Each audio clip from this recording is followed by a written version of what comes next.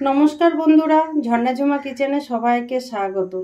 আজ আমি একটা নিরামিষ রেসিপি আপনাদের সাথে শেয়ার করব। খুব সিম্পলভাবে তৈরি করব, ঘরে থাকা কিছু উপকরণ দিয়েই তৈরি করব। নিরামিষ দিনে আপনারা এই রেসিপিটা তৈরি করতে পারেন। এখানে আমি ফুলকপি নিয়েছি আর আলু কেটে নিয়েছি। এখানে একটা আলু দিয়েছি আর এখানে একটা ফুলকপি কেটে ধুয়ে পরিষ্কার করে নিয়েছি।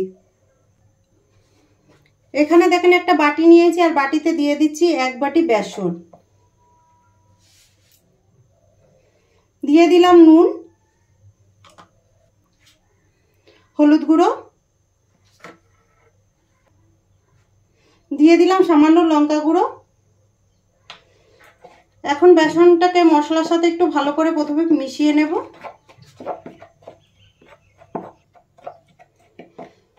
দেখেন ভালো করে মিশিয়ে নিয়েছি আর এখন জল দিয়ে একটা থিক ব্যাটার বানিয়ে নেব। আমি এই রেসিপিটা কিন্তু সম্পূর্ণ নিরামিষ করব, আপনারা চাইলে কিন্তু পেঁয়াজ রসুন দিয়েও তৈরি করতে পারেন।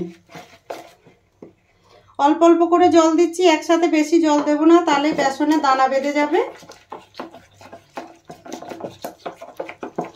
এইভাবে কিন্তু চামচ দিয়ে ভালো করে ফেটিয়ে নিতে হবে।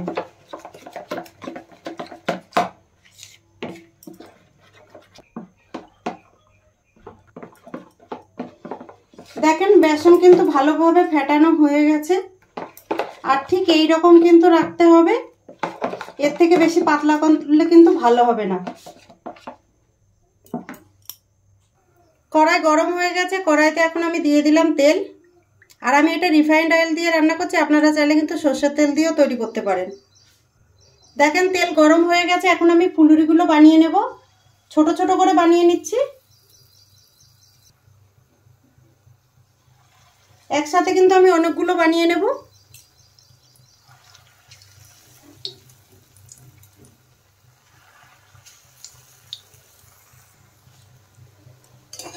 দেখেন এইভাবে কিন্তু ফুলে ফুলে যাবে ফুলুরিগুলো।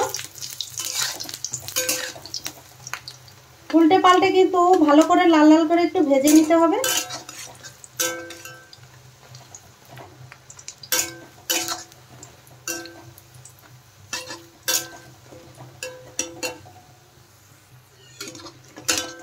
দেখেন ফুলুরিগুলো ভাজা হয়ে গেছে, আমি তুলে নিচ্ছি। এখন এইভাবে কিন্তু আমি সব ফুলুরি কটা ভেজে নেব।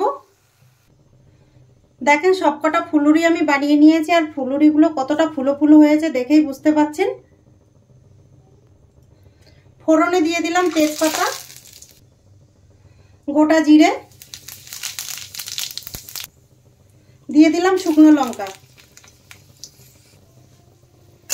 দেখেন মশলা কিন্তু ভাজা হয়ে গেছে। এখন আমি আলু আর ফুলকপিগুলো একটু ভেজে নেব। আমি একসাথে ভেজে নিচ্ছি, আপনারা চাইলে কিন্তু আলাদা আলাদা ভেজে নিতে পারেন। নেড়ে কিন্তু প্রথমে আলু আর ফুলকপি ভালো করে ভেজে নিতে হবে। আলু আর ফুলকপি ভাজা হতে থাক, ততক্ষণ আমি মশলা তৈরি করে নেব। এখানে আমি দেখেন মিক্সির জার নিয়ে নিয়েছি। এর মধ্যে দিয়ে দেবো একটা বড় সাইজের টমেটো আর দিয়ে দিলাম আদা, 3টে কাঁচা লঙ্কা দিলাম, দিয়ে দিলাম গোটা জিরে। এগুলোকে আমি ভালো করে পেস্ট করে নেব। দেখেন ভালো করে পেস্ট করে নিয়ে নিয়েছি মশলা। এদিকে দেখেন আলু আর ফুলকপি কিন্তু ভালো করে ভাজা হয়ে গেছে। দেখেন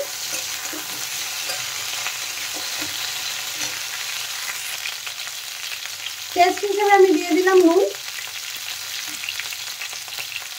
হলুদ গুঁড়ো,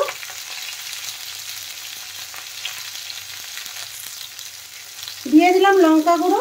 ঝালটা আপনাদের পছন্দ মতো দেবেন। দিয়ে এখন একটু নেড়ে দেব।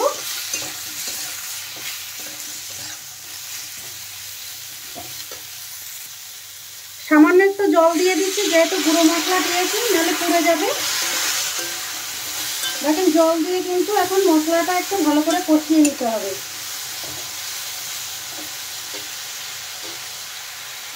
যে মশলাটা আমি পেস্ট করে নিয়েছি সেই মশলাটা দিয়ে দিলাম। এখন কিন্তু মশলার সাথে কিন্তু আলু ফুলকপি কিন্তু ভালো করে কষিয়ে নিতে হবে। আর এখানে যদি আপনারা পেঁয়াজ রসুন দিতে চান তাহলে দিতে পারেন, আমি যেহেতু নিরামিষ করছি সেই জন্য পেঁয়াজ রসুন দিলাম না।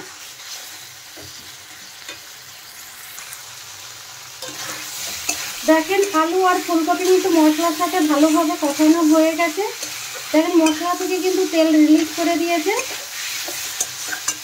এখন আমি এর মধ্যে দিয়ে দেব জল। দেখেন পরিমাণ মতো জল দিয়ে দিলাম।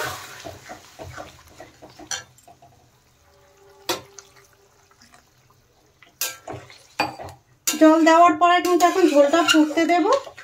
আর আমি জলটা কিন্তু গরম জল দিয়েছি, আগে থেকে গরম জল করে রেখেছিলাম, সেই জলটাই দিয়েছি গরম জল। আর তরকারিতে কিন্তু গরম জল দিলে টেস্টটা ভালো আসে।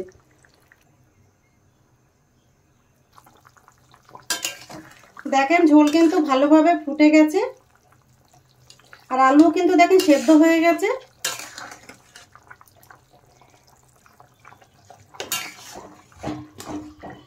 দেখেন এখন আমি ফুলুরিগুলো দিয়ে দিলাম। ফুলুরিগুলো দিয়ে দেওয়ার পরে কিন্তু একটু নেড়ে চেড়ে দেবো যাতে ঝোল ঢুকে যায়।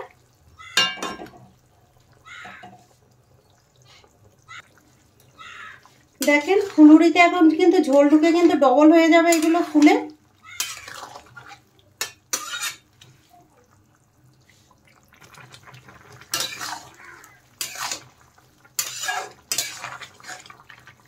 দেখেন ফুলুরিগুলো কিন্তু ফুলে ফুলে উপরে ঝোলের উপরে চলে এসছে। দিয়ে দিলাম গরম মশলা গুঁড়ো। দেখেন তরকারিটা কিন্তু আমার তৈরি হয়ে গেছে আর এগুলো কিন্তু আরো ঝোল ঢুকবে। এখন আমি নামিয়ে নেব আর উপর থেকে কিন্তু সামান্য ধনেপাতা দিয়ে দিচ্ছি। আপনাদের কাছে ধনেপাতা না থাকলে অসুবিধা নেই।